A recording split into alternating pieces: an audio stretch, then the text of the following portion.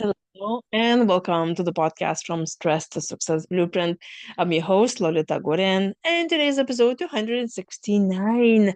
And this is the last day where we're talking, about emotions and how it's important to express your emotions. But specifically today, I wanted to touch on three things, three ways how we gaslight ourselves.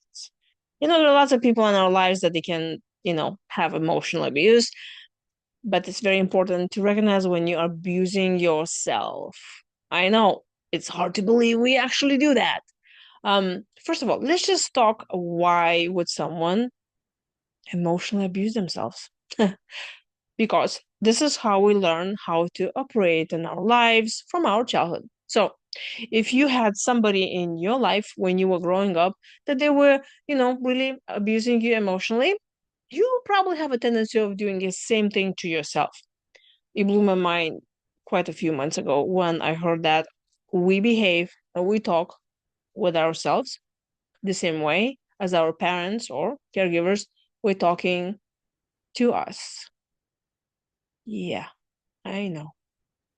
So let's start with the first one, invalidating your own feelings. Okay, usually, with this gaslighting going on, this is if that involves other person, they invalidating your feelings by you're too sensitive. No, that didn't happen. What you're feeling, your feelings, it's not cold right now. No, you're not hurt. Yes. So I've been talking like almost a whole month about emotions and why it is important to express. And number one thing, how you may gaslight yourself is to tell yourself that you're not feeling those emotions. You're not. Because you're like, no, I'm not sad. I'm totally not sad. Well, I'm not angry. I am not angry. Although you know you are angry. You're feeling that emotion in your body, right? And you may tell yourself, no, no, I'm not. I'm not angry at you. Especially when somebody else tells you, like, it made you angry. But because you're a nice person, because you have to follow the rules, you will tell yourself, oh, no, I'm not angry. No, I'm not angry. I'm not angry. I am not hurt. I'm fine. I'm fine. So I'm asking you right now, really think about it. Do you invalidate your own feelings? Especially when there are other people involved. A lot of times we can get hurt about things that maybe not even directly associated with us. We can watch news and get hurt feelings and even read something that can invoke emotions in us. And but if we grow up in an environment where expressing that emotion was not a really good idea, or even we were punished for that, we will tell ourselves, no, that's not what I'm feeling. I'm fine. I'm good. That's the number one thing. Okay. So then what is the second thing? You second guess yourself. And a lot. Yep, I know I do. I used to do a lot of that myself. It's you know, you have this idea and then you're like, no, I'm probably gonna it's not gonna happen. Or like, I think I should do this. Like, no, no, no, I shouldn't do that either. Or, oh, maybe this will be a great idea. You're like, no, you probably cannot do it. I don't think you should. That's just not gonna work. And like, that's probably was very invalidating when you were growing up. That's where you keep on invalidating yourself. You're like, well, I'm not gonna make it because, and I tell you this, personal story.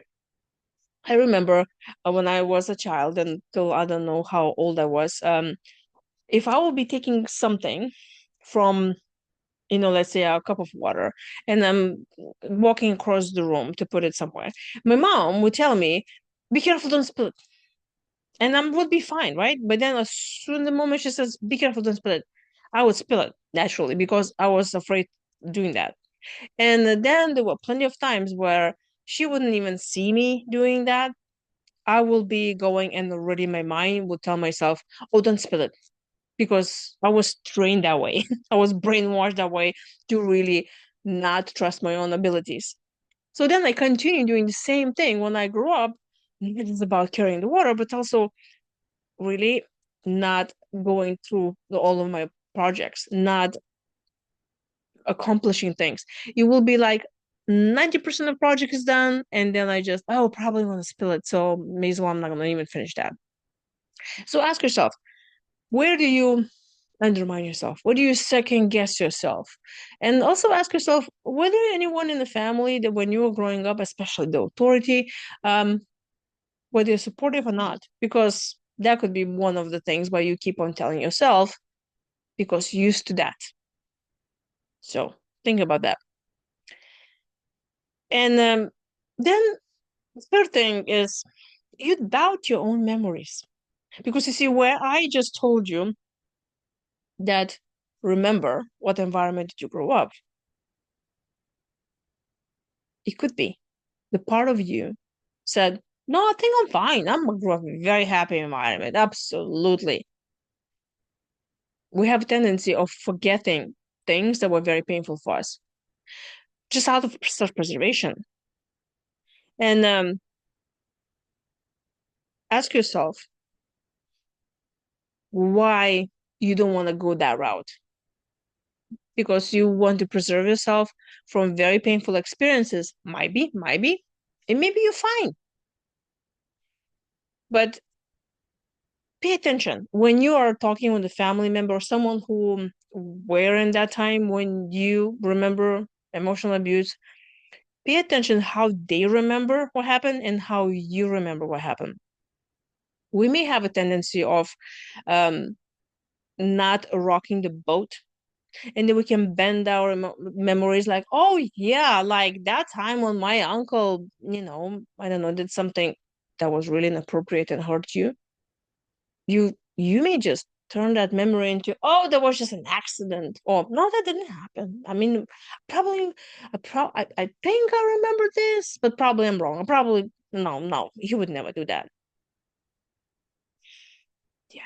And it also goes not only through your childhood memories, but also the things that you do now and any hurtful situation.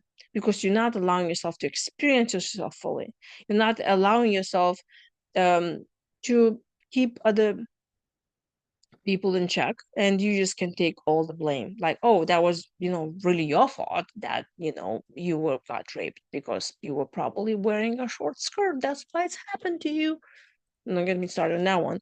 Um, so ask yourself, look at those patterns. What environment did you grow up? How they were talking to you, and how are you talking to yourself? And have a diary. Write it down. What do you think now after listening to this video? And you're still here. So thank you so much for listening in to the end. And ask yourself, where are you already can identify that you're gaslighting yourself? And then that's how it starts. You stop doing that. But first, you are aware of it. Then you will catch yourself more and more. That like, oh, I just thought this, and this is funny. Let's change that. And then you will train yourself to, build the new neurons, and then you will not to use that anymore. Of course, it takes time and work, but acknowledging it's very, very important. And that's a great start. So if you have any question about gaslighting, leave me a comment below. I'll be very happy to answer.